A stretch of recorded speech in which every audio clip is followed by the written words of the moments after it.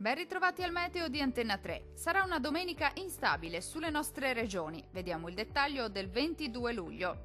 Sul Veneto ampio soleggiamento ovunque al mattino, ma dal pomeriggio il tempo peggiorerà con qualche temporale che dai monti potrà sconfinare fin verso le pianure e potrà essere localmente anche di moderata intensità durante la nottata.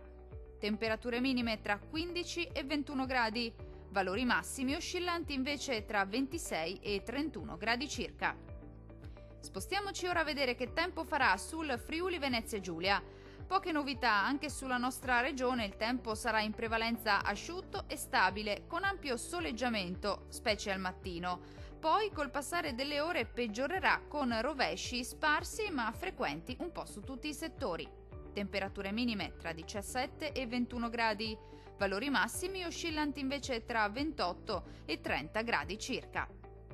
Infine la situazione meteorologica del Trentino Alto Adige. Al mattino qualche pioggia solamente sui confini alpini, ampio soleggiamento invece altrove, col passare delle ore acquazzoni un po' su tutta la nostra regione, localmente anche di moderata intensità.